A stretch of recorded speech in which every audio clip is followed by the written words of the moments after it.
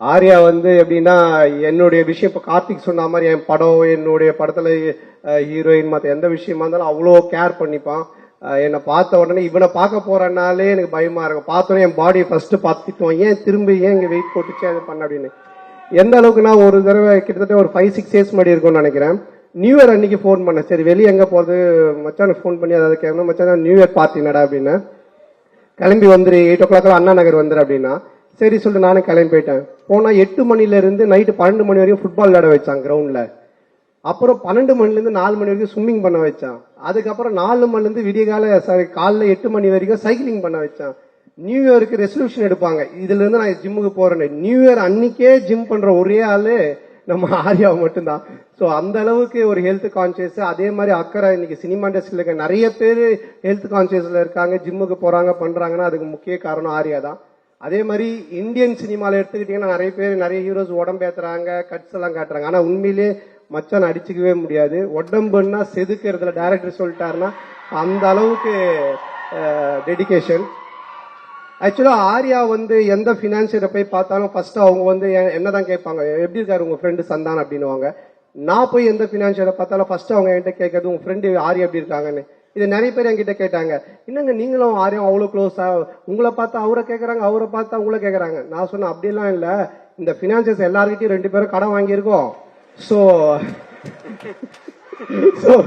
இவனை பார்க்கும்போது அவன் நல்லா இருக்கானா படம் பண்றான் அப்படின்னு கேட்பாங்க, என்ன பார்க்கும்போது அவன் நல்லா இருக்கானா படம் பண்றானா சொல்லி கேட்பாங்க அப்படின்னு.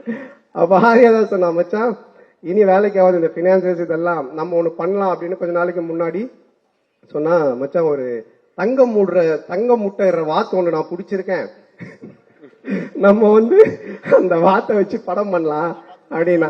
சரி மச்சான்னு எல்லாம் பேசி முடிச்சிட்டோம். அப்ப நான் சொன்னேன், மச்சான் எப்ப மச்சான் அந்த முட்டை போடும் அந்த வாத்துன்னு பின்னாடி பாத்துக்கிட்டே இருக்கலாம் மச்சான். நானும் அவனும் அந்த வாத்துக்கு பின்னாடி கை வச்சு பாத்துக்கினே இருக்கிறோம்.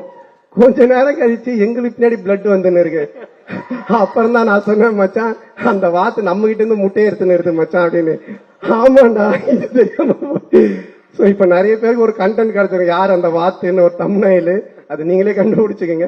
சோ அந்த மாதிரி இது பண்ணிட்டு இப்போ அதான் சொன்ன, மச்சான் போதும் பினான்ஸ் வாங்கினது, நீ இந்த மாதிரி எடுத்ததை வட்டி கட்டுறது கரெக்டா இருக்கு அப்படின்னு சொல்லிட்டு இப்போ டிடி ரிட்டர்ன்ஸ் 2 பண்றோம். ஆனந்த் பிரேம் ஆனந்தோட மச்சான் தான் பண்றான் அந்த படத்தை. சோ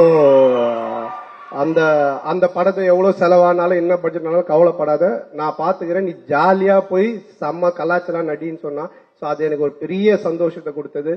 அதுக்கப்புறமா என்கிட்ட சொன்ன, மச்சான் நீ இதெல்லாம் விட்டு ஒரு ஜாலியா கலாச்சாரம் ஒன்று பண்ற அப்படின்னா அது உங்க கூட காம்போல பண்ணதாண்டா செட் ஆகணும். அப்ப நாங்க டைரக்டர் தேடிட்டே இருந்தோம். அப்ப கார்த்திக் யோகிட்ட பேசிட்டு இருந்தேன், இந்த படம் பண்ணும்போது ஃபுல்லா இதை பத்தி டிஸ்கஸ் பண்ணுவேன், என்ன ஆரையா வச்சு ஒன்னு யோசி ஒன்னு பேசலாம் ஒன்னு பண்ணலாம். நாங்க பேசி ஒரு ஐடியா ஒன்னு செம்ம ஐடியா கிடைச்சிருக்கு. ஸோ கார்த்திகோட டைரக்ஷன்ல 2 பேரும் சேர்ந்து ஒரு படம் பண்றோம். அது உங்களுக்கு செம்ம ட்ரீட்டா இருக்கும். ஏன்னா பாஸ்ங்கிற பாஸ்கரன் 2 அடிக்கிற மாதிரி ஒரு விஷயமா இருக்கணும் அப்படின்னு சொல்லிட்டு தான். இன்னும் என்ன கீழே போட்டியா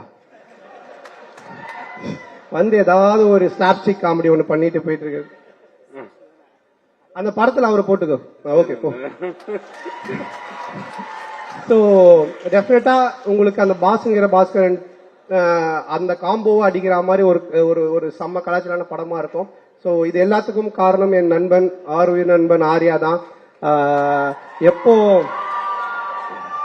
எங்க 2 பேருக்குள்ள இருக்கிற ஒத்துமையை விட எங்களுக்குள்ள இருக்கிற ஒரு இது பாத்தீங்கன்னா, எப்ப நான் போன் பண்ணி எதை சொன்னாலுமே மச்சான் இந்த படம் ஹிட் ஆகணும், இது பண்ணணும், உடனே ஹின்ஷா அல்லான்னுவான்.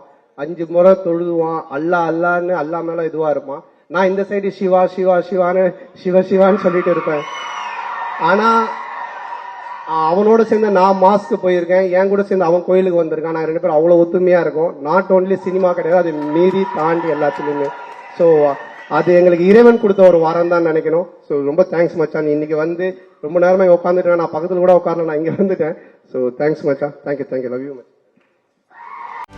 செய்திகளை உடனுக்குடனும் துல்லியமாகவும் தெரிந்து கொள்ள சப்ஸ்கிரைப் பண்ணுங்க.